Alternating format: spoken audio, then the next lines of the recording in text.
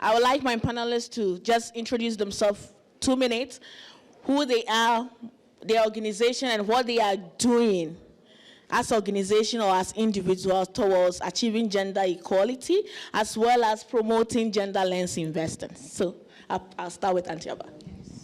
So I'm Abemi Sakwenu, Executive Director of Mel Consulting Limited.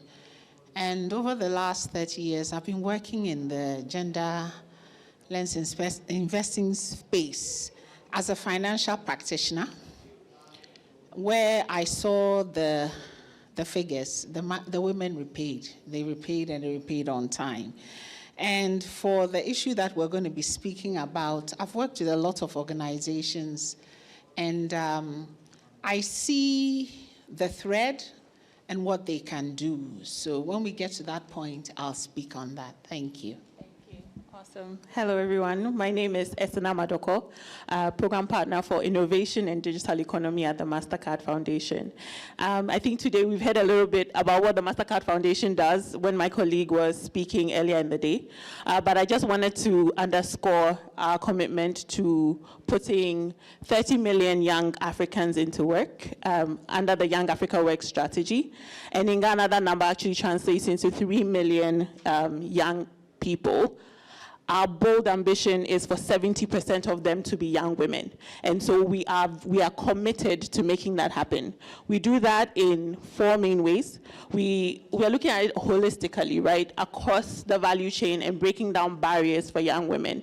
And so we start with capacity building and skills development, and then we move on into access to finance. So I see one of our partners here, Fidelity Bank, but we do a lot of working with banks and microfinance institutions to provide uncollateralized lending to young female entrepreneurs.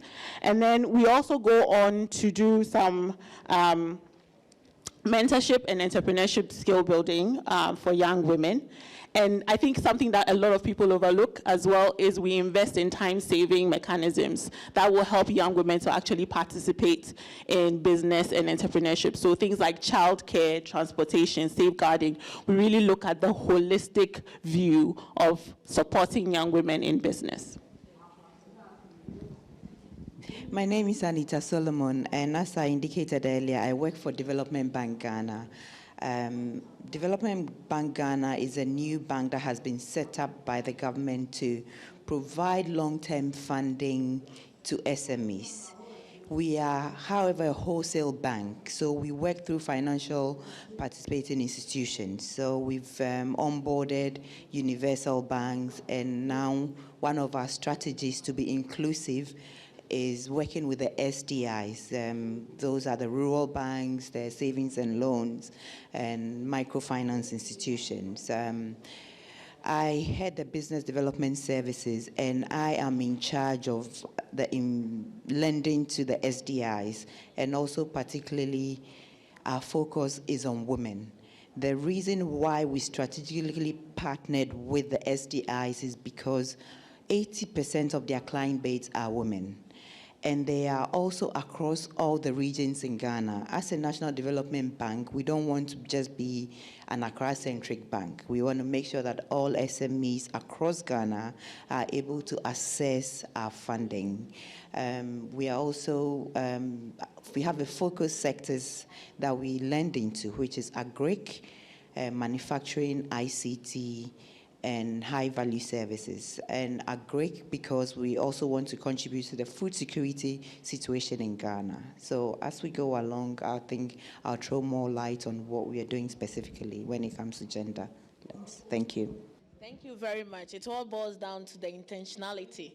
We have to be intentional about the work that we are doing. We have to document. We have to have policies, and not just say it and make it a mere add-on. We have to be intentional about it. Okay, so whilst we are being intentional, Barbara, from an investor perspective, how do you ensure that gender equality considerations are integrated into every stage of investment, from due diligence to impact assessment? Oh, this one. Yes.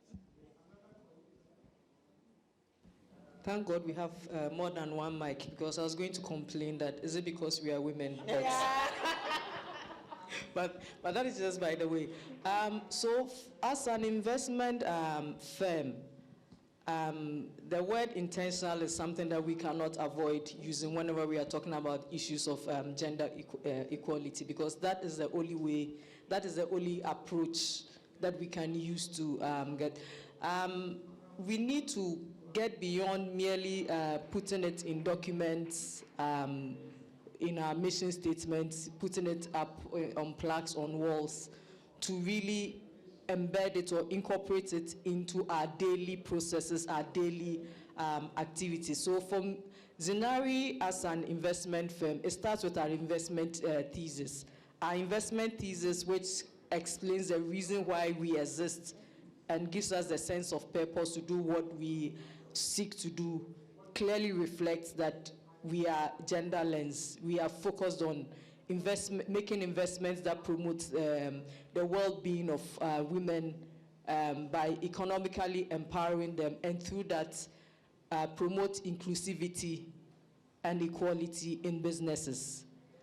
And for us, we focus on that because we see that as the best way to making financial returns, that it is a way to maximize returns for our investors, because you cannot tap into properly exploit opportunities if you are only focused on one segment of society or on just a small segment. But you need to make sure that all other segments, all their needs are being addressed and are being their contributions are also being brought on board, and that allows us to make more informed decisions. And so for us, throughout our investment process, from origination or deal sourcing through to due diligence, and then the post-investment process, we have integrated into our processes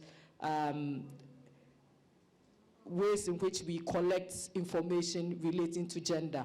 And I must say, this goes beyond merely counting the number of women in a team or in a business, working in a business, to examining exactly what roles they are playing in these businesses. How, at what level are they involved? Are they involved at the decision-making level, or they are more in junior positions? Where there are gaps, how do we work together with the portfolio companies to help address these gaps, particularly help provide capacity building opportunities? Because sometimes the gender issues exist not because people are intentionally trying to create inequalities for women, but sometimes it also has to do with lack of awareness, lack of information, limited capacity. So ours is to come in and work with the SMEs that we seek to invest in to make sure that all these things can be addressed, so that at the end of the day, we have businesses that are stronger, not only financially, but also very equitable, and there's equality for both, for all the genders. Thank you. Thank you so much, Barbara.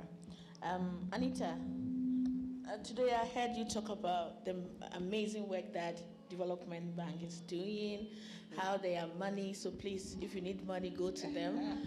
But she also did mention that they give the monies to the banks, right? Yeah. The commercial banks and the universal banks. So how do you, because you manage that portfolio, so how can companies such as banks measure and track their progress in promoting gender equality within their business and through their investment? Thank you so much. So you can't measure anything that you haven't clearly established metrics or goals, right? So the first thing we advise the PFIs and to do is to establish clear metrics and goals. So how do you track the gender composition across the different levels of the organization, including the board members, executive members, and the overall workforce? At DPG, we do have a gender policy. And this gender policy, we are looking at it in two folds. We are looking at how we track gender within DBG itself, because we can't preach anything that we are not practicing. And then because we work with our partners, who are the PFIs, we also work with them collaboratively to make sure that the gender policies we are implementing, all the PFIs that we onboard have good gender policies that are also following these good practices. So definitely we track the ratios. You need to establish the goals that you want to track. So that's point one. We also have to implement and monitor policy. So once you have the baseline information, you know that, okay, there isn't a lot of people in the middle management or the board level. What do? You put the appropriate measures, policies in place where you make sure that they are mainly implemented properly. And like I said, for DBG, we are actually supporting the PFIs, especially the savings and loans and the rural banks, to have all these things in place. We provide capacity building and technical assistance to make sure that all the PFIs that we are onboarding also have gender policies that are appropriate. And the question that the lady asked about the rural thing has just been ringing in my mind throughout. You know, this is exactly what DBG is trying to do. We are an inclusive bank. We are a national development bank, so we were set up for everybody, and most importantly, women. Because if you look at the statistics of Ghana, 51% of population are women.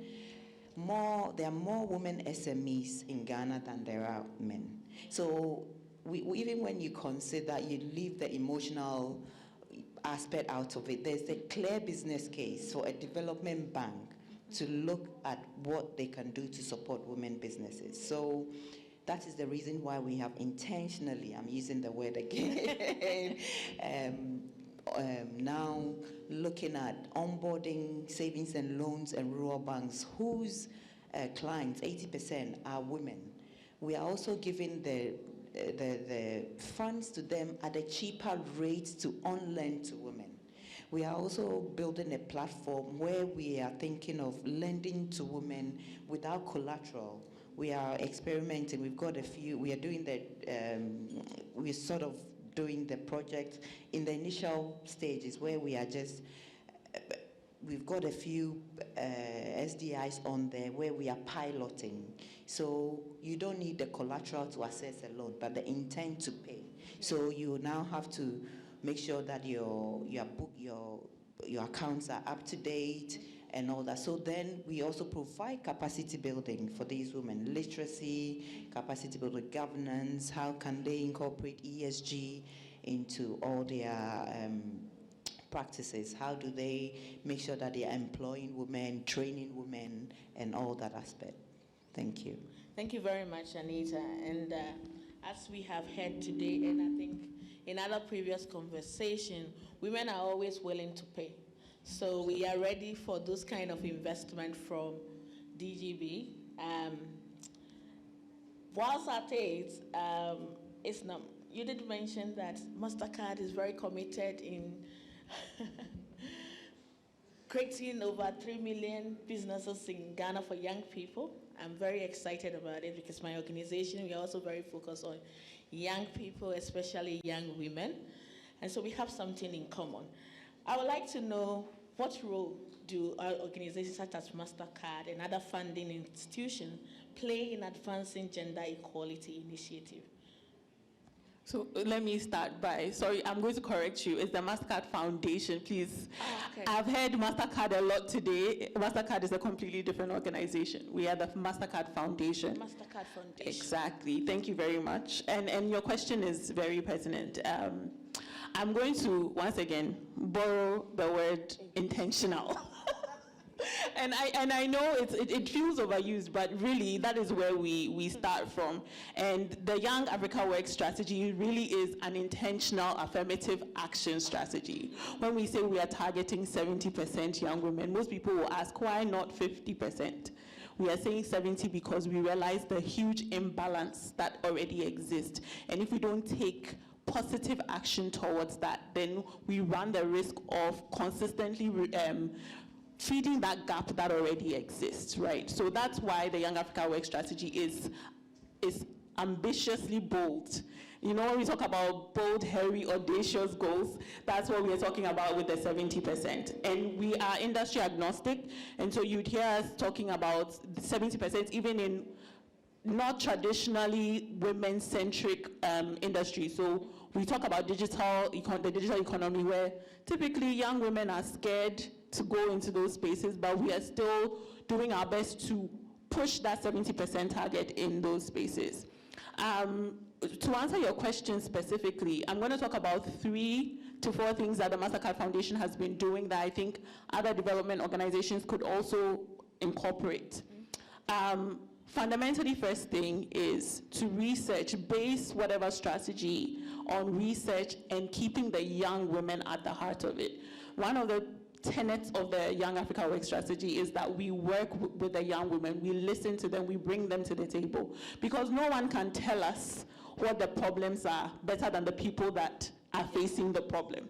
Right, so the young women come to the table, they tell us, these are the barriers we are facing, this is the way that we think that the barriers can be addressed. We work with partners who are youth-led, who are female-led, because they understand really the problems that are on the ground, right? So first of all, research and work with the young women to understand what is going on the ground. I think the second thing is, as Auntie said, put your money where your mouth is. So fundamentally, right, a lot of us say we are supporting young women, but then there are very hidden issues that are not addressed by program design. Yeah. So earlier I mentioned time savers. In a lot of spaces, women are responsible for childcare. So if you are asking a young woman to leave her child and come for a training program, or leave her child to go and sit in an incubator program, she will ask you, where should I put my child? Right? And so we have to invest in childcare. We have to invest in transportation. We even sometimes have to invest in community engagement, because some men will say, well, I'm not allowing my wife to come to that program. So you have to spend time with the community and understand what are the barriers for the other people in the community that will prevent the young woman from coming, so that you can actually make inroads in supporting that young woman. And finally, I think I want to talk about demonstration. And I think somebody said it here, that what's the point in asking other people to do it if you're not willing to do it yourself, right? We need to have more young women in places of authority where they are actively contributing to the outcomes that we are desiring. So impacts cannot be just by some group of people somewhere that are very far away from the problems that the young women are facing. Is young women who can tell you they need to sit at the table and be part of the conversation. Thanks very much. It's very important. Most often than not, we do design projects thinking that we know what people need. It is very important for us to interact with them, conduct a needs assessment to really understand the issues before we can address. So Hajia, if we were to talk about the rural women, what we want to do is we want to engage the rural women to really understand their need and come up with initiatives that will speak and address the needs as stipulated by the rural women. Thank you very much. I want to show just one last question. We've talked a lot, but I've not heard anything around policy. Those who enable the environment for us to thrive. So anyone can answer that question. What role can policymakers play in creating an enabling environment for gender equality, so that we don't share our Ghana gender policy, but we are intentional about implementing it?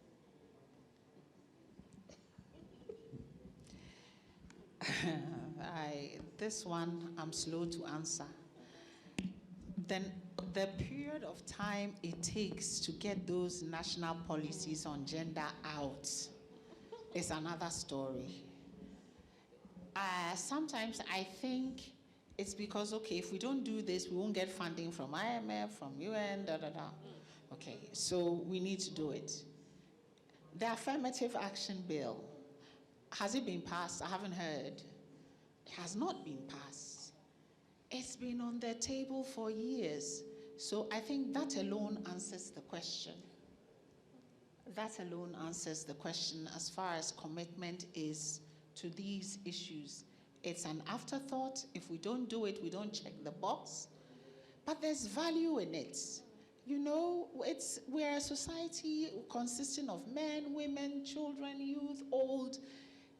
There must be something to guide and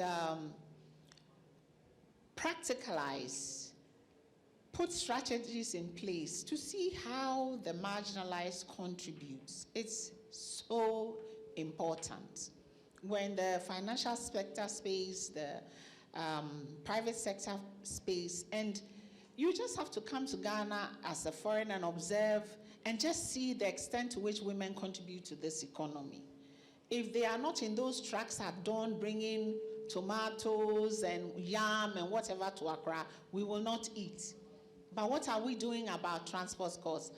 I actually run an agri-business, and a lot of the agents I work with now have a problem.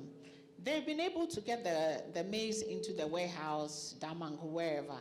Now, how do I get it to my end user? The transport costs alone. I'm not picking up calls.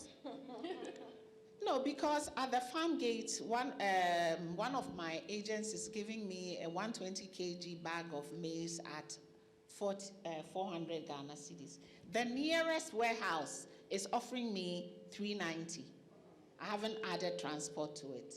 So we need to look at the things that are obstacles affecting the work that women do that contributes to our economy, and therefore what we do about it. We really need to look at that issue. It's very, very important. And a starting point would be passing the affirmative action bill. That would be a serious starting point. Amma, I see you nodding. Something has to be done about that. Thank you. Thank you. Barbara? Yeah, so I'll add that, yes, we need the affirmative action bill indeed, because the the gap is so wide. And sometimes it feels like it's getting wider, that we need some affirmative action to give women the push that they need to try to catch up with our men. I would also add that in the area of policy, we need to go beyond our usual talk shop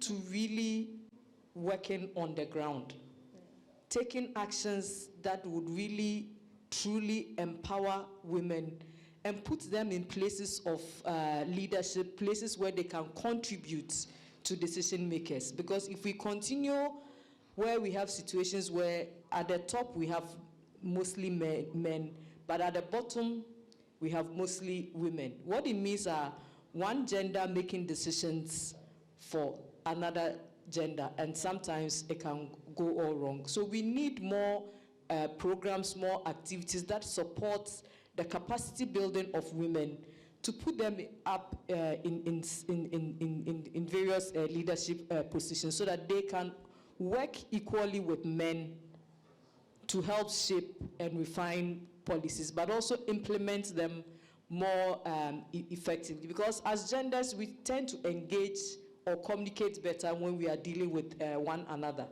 So it helps when you have both genders equally in the mix. And even to bring it back to the financial services sector, very often we have a lot of institutions that have developed and designed products that are meant for women.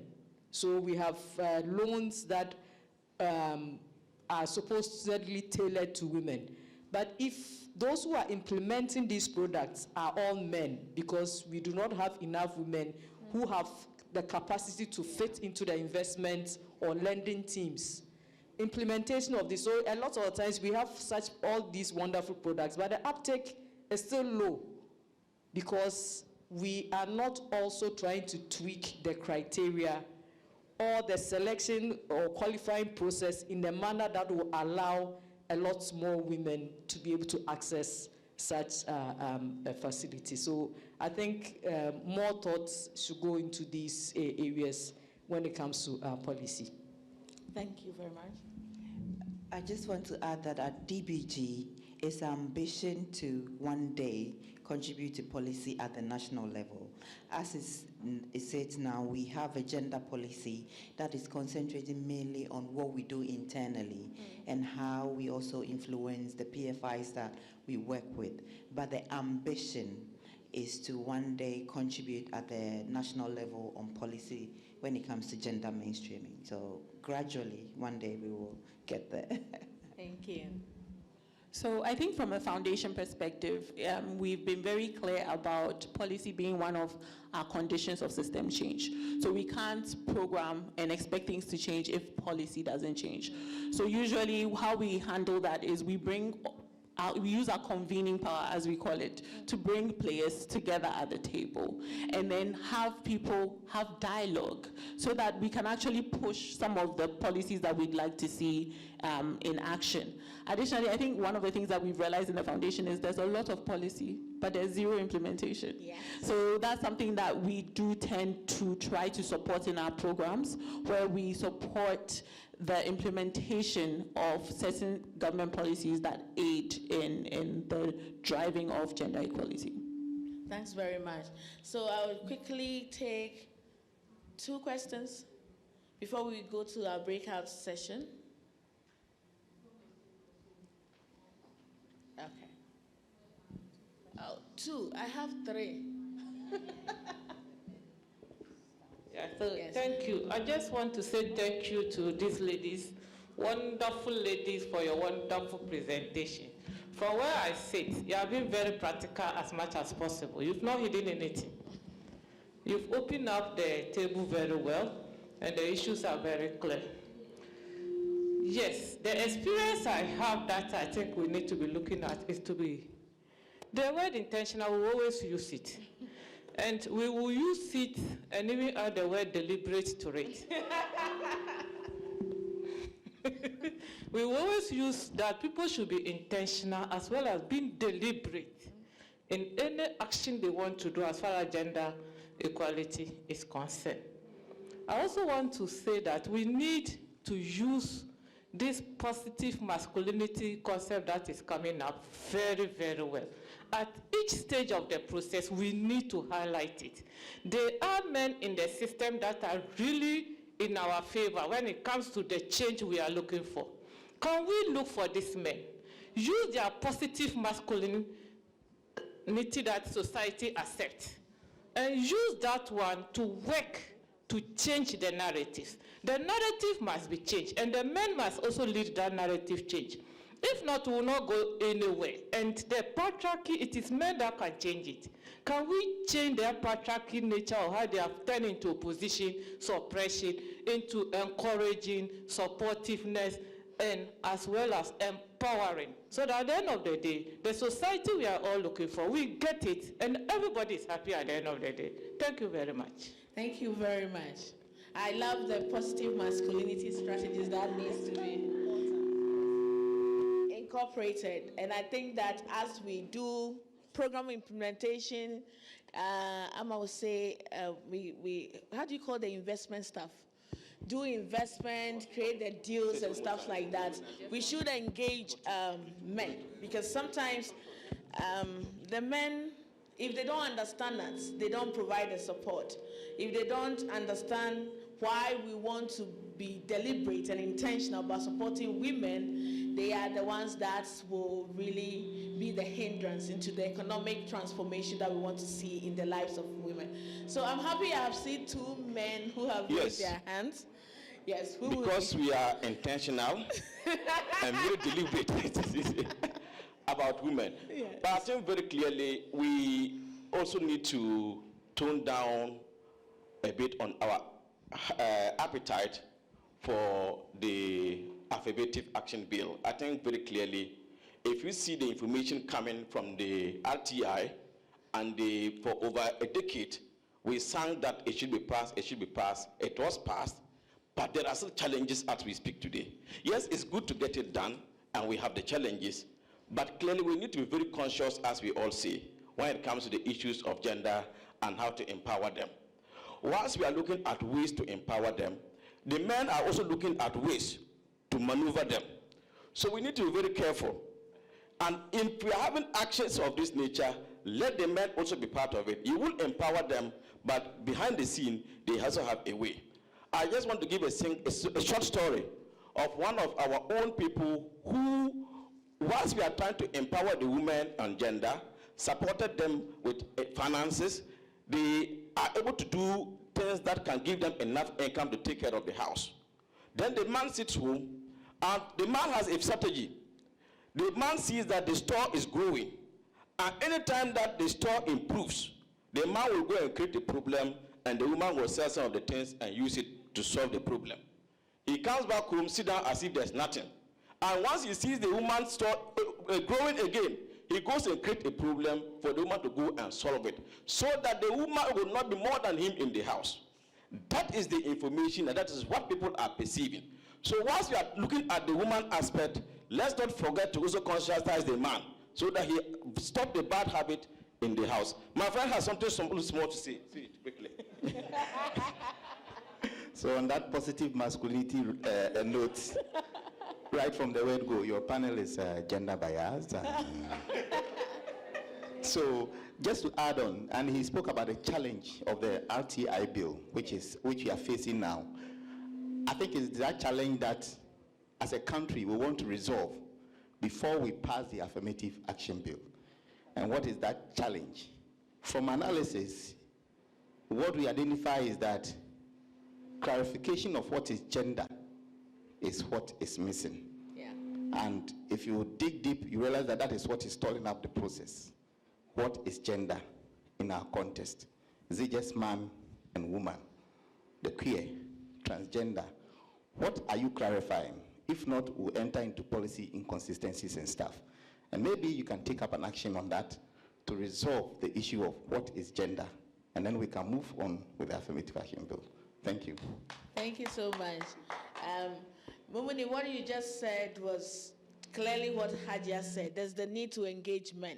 We can't do it in isolation. We can't say we are empowering women and leaving the men behind. Now, a lot of development organizations have a tagline, leaving no one behind, including men, women, young people.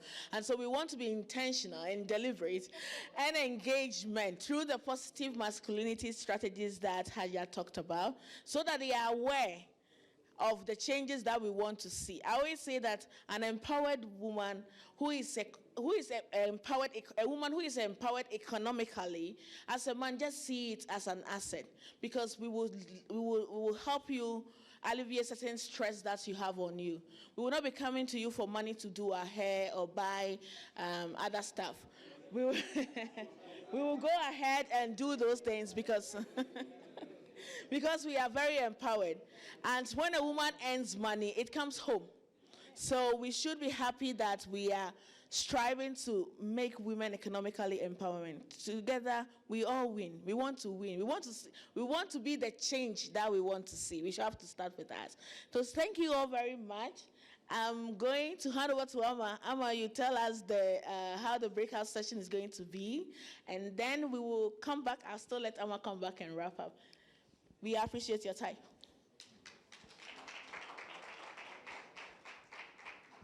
Thank you. So we talked about being intentional, and so we've created a little case for each table. Each of you is a company, and we're going to try our hands at developing a gender program for the company. So I think we have, I have to go back, okay. So I think we have ushers in the room who have the cases. Are the cases on the table already?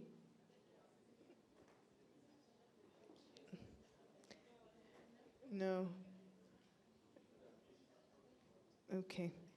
So there are some cases that will be going around soon. If you can put them on the tables, please.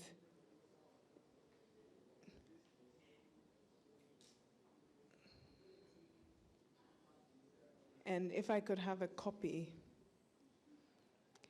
So congratulations, you've all been made the management team of this company, and your goal is to help the company to become, to promote gender equality, to become a company that sort of enshrines gender equality. Ushers, do you have the cases? Okay, our cases are on the way. So whilst they are coming, I will tell you a bit about the company. It's an investment company which has an all-male board. It just happened to be a group of men that came together to start an investment company. And they recently raised some money from an impact investor who is asking them how they are driving gender equality. And it's not something they've done before, but they think it's important. They've heard, because they attended the gender panel during the Ghana Impact Summit, they've heard that it's important and they are committed to it. So they asked one of the few women in the middle management to come up with a program. They go through their investment portfolio and they find that they have quite a few clients who are women. So they create the Women's Empowerment Summit.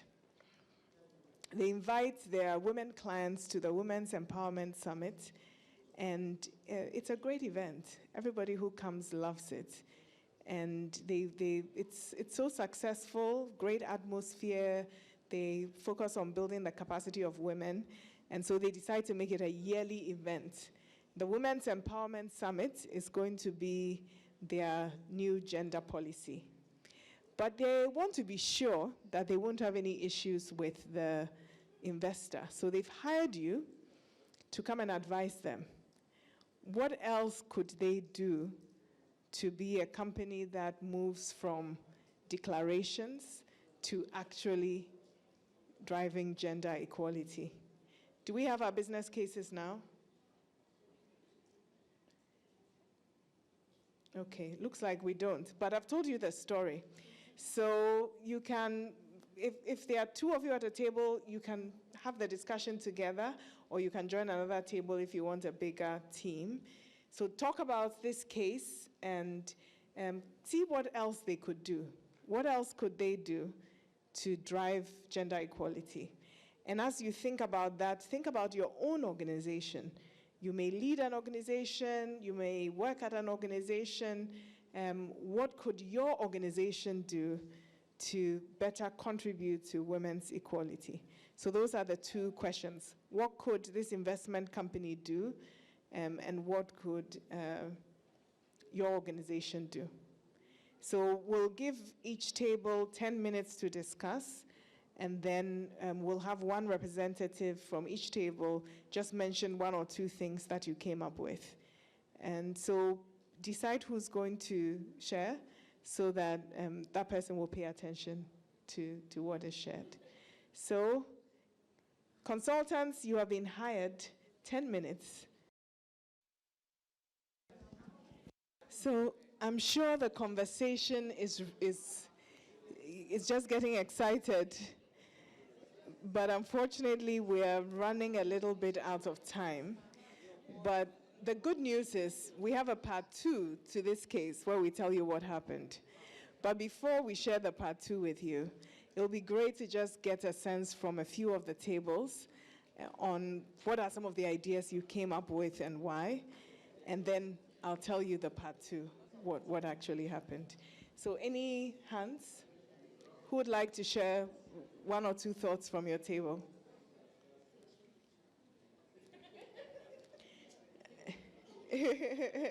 I hear people being volunteered. Okay. Thank you very much for the case. Thank you, Ava. We're still in the thick of our discussions, but what came up or what we realized was the fact that they have an all-male board and an all-male management team.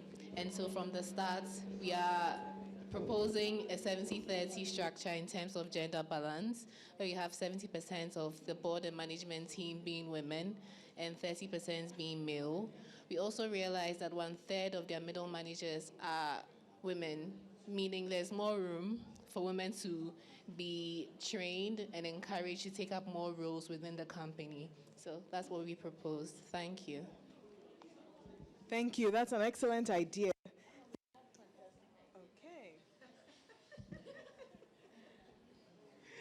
Oh my gosh. You don't need to stand.